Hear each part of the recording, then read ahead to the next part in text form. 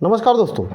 क्या किसी के ऊपर अगर एफआईआर रजिस्टर्ड हो जाती है और जिसमें मान लीजिए आईपीसी की कुछ धाराओं के साथ साथ पॉक्सो एक्ट भी अगर लग जाए तो क्या ऐसे व्यक्ति की गिरफ्तारी सडनली हो जाती है और कब हो जाती है कब नहीं होती है। फ्रेंड्स, आज के इस वीडियो में आपको पॉक्सो एक्ट के संबंध में मिलने वाली है जानकारी संक्षिप्त ही है लेकिन आपके लिए बहुत ही काम की है। और वर्तमान में ये प्रकरण थोड़ा सा चल भी रहा है कि पॉक्सो एक्ट लगने के बाद भी एक प्रभावशाली व्यक्ति की गिरफ्तारी नहीं हुई।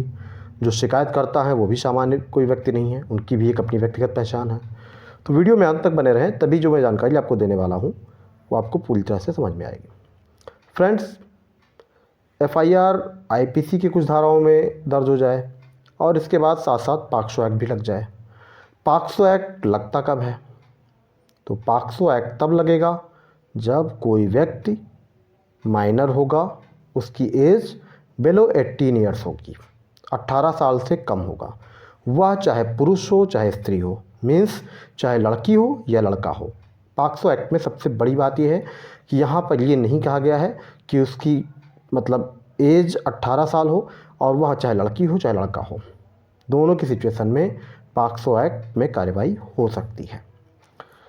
Prevention of children from sexual offence act 2012, इस एक्ट को लागू करने के पीछे जो सबसे महत्वपूर्ण तर्क था वो ये कि बालकों के साथ जो भी लैंगिक अपराध होते हैं, सेक्सुअल ऑफेंस होते हैं, ऐसी सिचुएशन में उनके साथ बेहतर तरीके से न्याय हो, उनको सुलभता से विधिक सहायता मिल जाए, उनके केस का विचारण त्वरित हो, आरोपी व्यक्ति है उसे पर्याप्त और कठोर कारावास मिल सके।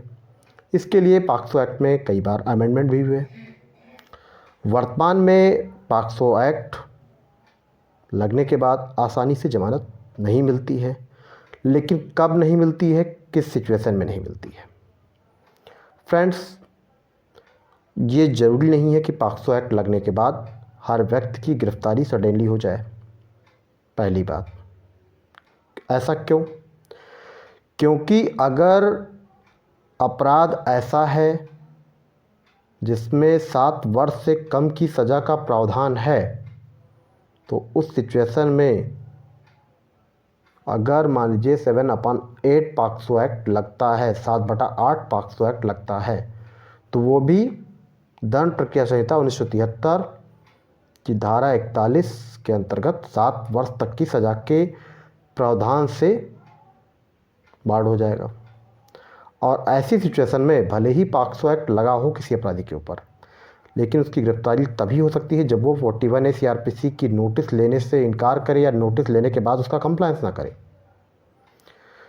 विशेष रूप से ध्यान रखिए कि पॉक्सो एक्ट एक स्पेशल एक्ट है और इस पर जो विधि बनाई गई, जो प्रावधान हैं, उन पे देखा जाए तो पूरी तरीके से CRPC कभी कभी लागू नहीं होती है। एक्चुअली स्पेशल एक्ट पे कभी कभी CRPC पूरी तरह से लागू नहीं होती है। लेकिन जो दूसरा पहलू है वो ये कि दंड प्रक्रिया संहिता 1973 एक प्रोसीजर कोड है, प्रक्रिया विधि है, और इसके कुछ प्रोविज़न्स ऐसे हैं जो ऑलरेडी चाहे कोई भी स्पेशल एक्ट हो चाहे सामान्य एक्ट है उन सब पर लागू होता है।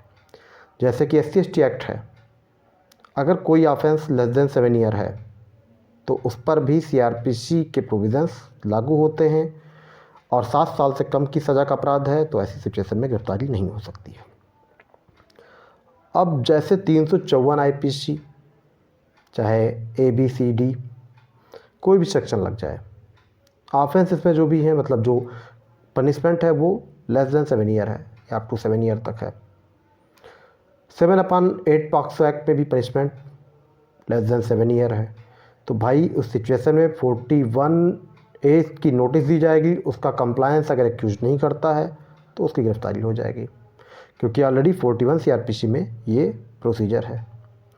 अब अलग बात है ये कि किसी के विरुद्ध FIR 376AB, 376DA, 376 सबसेक्शन 3 में दर्ज हो जाती है, इसके साथ साथ 3/4 पॉक्सो एक्ट भी लग जाता है, तो भाई ऐसे एक्यूज की तो गिरफ्तारी तत्काल हो जाएगी। इस पर कोई राहत रियायत नहीं मिलने वाली है, क्योंकि अपराध जो है वो जघन्य प्रकृति का हो गया और offence more than 7 years punishment से हो जो है वो पनिशमेंट दिया जा सकता है, तो उस सिचुएशन में ऐसे एक्यूज की गिरफ्तारी तत्काल हो जाएगी।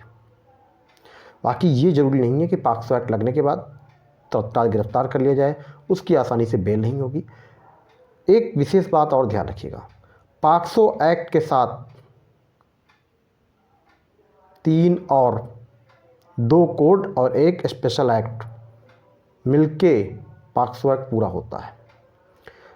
Prevention of children from sexual offence act 2012, juvenile justice act 2015, Indian penal code 1860 and criminal procedure code 1973, यानी प्रक्रिया विधि procedure code, CRPC, IPC, juvenile justice act और इसके बाद पॉक्सो एक्ट। ये 4 लॉ, 4 विधि, 2 स्पेशल एक्ट और 2 कोड मिला के फिर पॉक्सो एक्ट समझिए पूरा होता है। किसी एक्यूज की गिरफ्तारी जब हो जाती है पॉक्सो एक्ट में, तो भाई जो भी विक्टिम था उसके पेरेंट्स को बताया जाता है, उसकी जानकारी दी जाती है कि भाई एक्यूज की गिरफ्तारी हो चुकी है। एक सबसे खास बात, पॉक्सो एक्ट में जो पीड़ित है उसकी पहचान प्रकट नहीं की जा सकती है किसी भी स्तर पर। हम लोग बेल एप्लीकेशन फाइल करते हैं, उसमें भी पीड़ित को पार्टी बनाते हैं, तो क्या होता है उसमें, पीड़ित को या कंप्लेनेंट को पार्टी बनाते हैं तो उसका नाम नहीं लिखा जाता है। Complainant oblique victim of case crime number so and so, पहचान प्रकटीकरण नहीं की जा सकती है। तो ये ध्यान रखिए, कोई भी ऑफेंस अगर 7 वर्ष तक की सज़ा से तक उसमें है, प्रावधान है कि 7 वर्ष तक की सज़ा का ही प्रावधान है, तो ऐसी सिचुएशन में गिरफ्तारी नहीं हो सकती है अभियुक्त की। उसके लिए जो निर्धारित प्रक्रिया दंड प्रक्रिया संहिता 1973 में बताई गई है, उस प्रक्रिया का पालन किया जाएगा, इसके बाद ही गिरफ्तारी होगी। अगर उस प्रक्रिया का वह पालन करने में असफल रहता है तो, क्योंकि ऑलरेडी इस पर एक judgement Arnesh Kumar versus state of Bihar honourable supreme court का ही जजमेंट है, जिसमें ये कहा गया है कि भाई अगर अपराध 7 वर्ष तक की सज़ा से दंडनीय है तो उस सिचुएशन में 41 CRPC की प्रक्रिया का पालन किया जाए।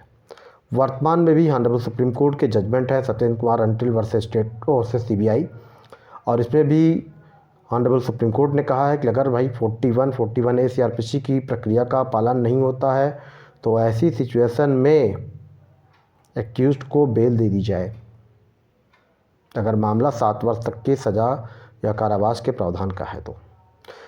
7/8 पॉक्सो एक्ट लग भी जाता है तो इसका विचारण तो स्पेशल कोर्ट पे होता है, जमानत के लिए भी स्पेशल कोर्ट पे ही आपको प्रार्थना पत्र देना होता है, एप्लीकेशन देनी होती है, लेकिन कभी कभी स्पेशल कोर्ट से आसानी से बेल मिल भी जाती है। तो फ्रेंड्स, ये थी एक जानकारी पॉक्सो एक्ट के संबंध में।